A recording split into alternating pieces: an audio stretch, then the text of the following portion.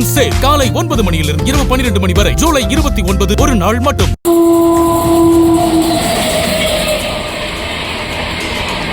ஓடும் ரயிலில் 2,96,00,000 ரூபாய் மதிப்புள்ள வைர நகைகள் கொள்ளையடிக்கப்பட்ட திகில் சம்பவத்தின் பின்னணி குறித்து விவரிக்கிறது இந்த செய்தி தொகுப்பு.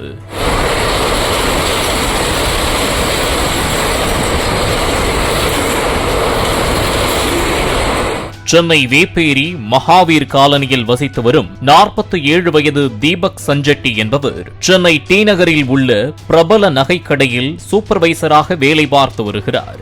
இவர் மதுரையில் உள்ள பிரபல தங்க நகை கடைக்கு சென்று வைர நகைகள் சம்பந்தமாக கடையில் ஆர்டர் எடுத்துவிட்டு வெள்ளிக்கிழமையன்று சென்னை திரும்ப திட்டமிட்டிருந்தார்.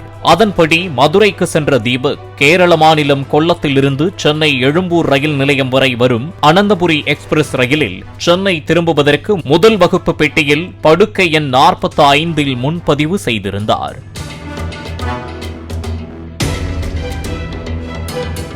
மதுரையில் உள்ள தியேட்டருக்கு படம் பார்க்க சென்ற தீபக் படம் பார்த்துவிட்டு வெள்ளிக்கிழமை இரவு 9 மணிக்கு அனந்தபுரி ரயிலில் ஏறி உள்ளார்.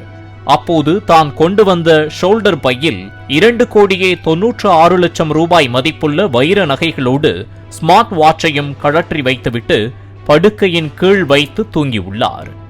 அதிகாலை 5 மணியளவில் ரயில் செங்கல்பட்டு நிலையம் வந்தடைந்த போது தூக்கத்திலிருந்து எழுந்த தீபக் கழிவறைக்கு சென்றுவிட்டு தனது இருக்கைக்கு திரும்பியுள்ளார். அங்கு வைர நகைகள் வாட்ச் இருந்த பை திருடு போனதைக் கண்டு அதிர்ந்து போன தீபக் தாம்பரம் ரயில்வே காவல் நிலையத்தில் புகார் அளித்தார்.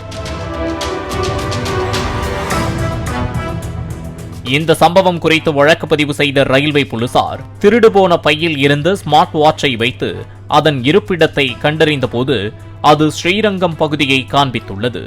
பின்னர் அங்கிருந்து நகர்ந்து கல்லகம் ரயில் நிலையத்தை காண்பித்துள்ளது. இதனைத் தொடர்ந்து போலீசார் கல்லகம் ரயில் நிலையத்திற்கு சென்றபோது ரயில் தண்டவாளம் அருகே 2,96,00,000 ரூபாய் மதிப்புள்ள வைர நகைகள் இருந்த பை கிடந்துள்ளது. கிழிந்த நிலையில் கிடந்த பையில் 2 தங்க மோதிரங்களும் ஸ்மார்ட் கடிகாரமும் மட்டுமே இருந்துள்ளது. மீதமுள்ள நகைகள் அந்த பையில் இல்லை என போலீசார் தெரிவித்தனர்.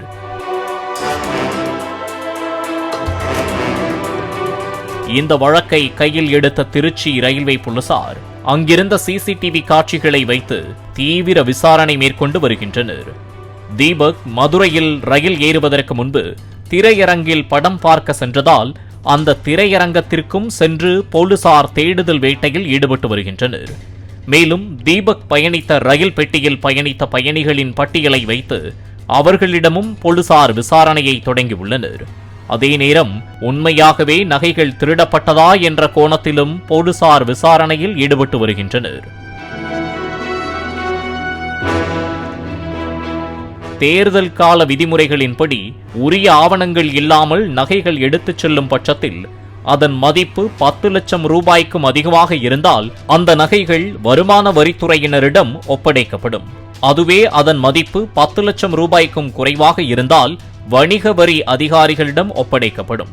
சில ரயில் நிலையங்களில் மெட்டல் டிடெக்டர் இருந்தும் சிலர் வேறு வழிகளில் செல்வதால் நகைகள் எடுத்துச் செல்லப்படுகிறதா அல்லது கடத்தப்படுகிறதா என்பது தெரியாமல் போய்விடுகிறது. ஆகவே ரயில்வே போலீசார் மற்றும் RPF அதிகாரிகள் இதனையெல்லாம் கவனத்தில் கொண்டு உரிய நடவடிக்கைகள் எடுக்க வேண்டும் என சமூக ஆர்வலர்கள் கோரிக்கை விடுக்கின்றனர். பாலிமர் செய்திகளுக்காக செய்தியாளர் கலைவேந்தன், மன்னச்சநல்லூர் செய்தியாளர் வள்ளி மணவாளன் மற்றும் சென்னை செய்தியாளர் வினோத்குமார்.